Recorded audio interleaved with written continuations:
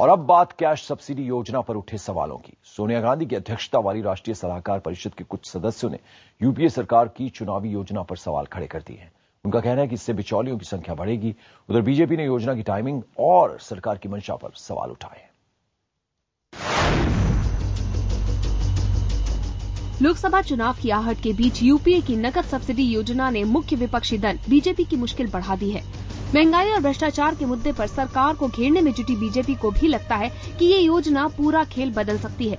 सूत्रों के मुताबिक मंगलवार को हुई बीजेपी की संसदीय पार्टी की बैठक में इस मुद्दे पर चर्चा हुई।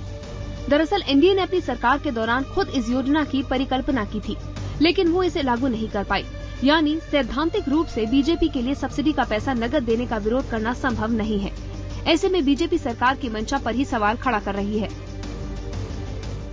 उसको गेम चेंजर बोल रहे हैं, तो इतना महत्वपूर्ण जब काम हो रहा है और संसद चल रही है, तो क्यों संसद में बयान नहीं दिया गया?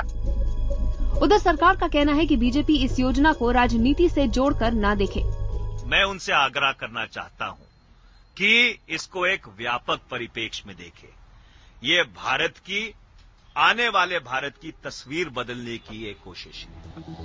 लेकिन इस योजना को 2014 में सत्ता वापसी का पासपोर्ट मान रही कांग्रेस को भी बड़ा धक्का लगा है। सोनिया गांधी की अध्यक्षता वाली राष्ट्रीय सलाहकार परिषद यानी एनएसी के सदस्यों ने खुलेआम योजना का विरोध किया है।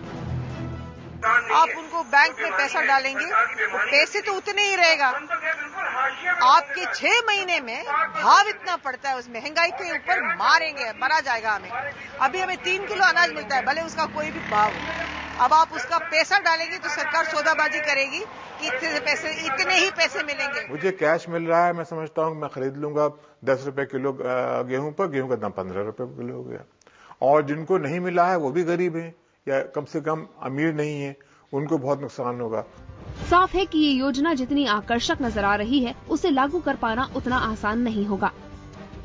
आपका पैसा आपके हाथ। अगले आम चुनावों में कैश ट्रांसफर स्कीम को अपनी जीत का आधार बनाने की कोशिशों में जुटी कांग्रेस की सरकार के लिए असली चुनौती है इस नारे को अमली जामा पहनाना, ताकि ये पैसे बिचौलिए नहीं बल्कि गरीबों के हाथ तक पहुंचे सही तरीके से। विजय कमल देव और प्रभंजन वर्मा के साथ स्मिता शर्मा, दिल्ली, IBN 7।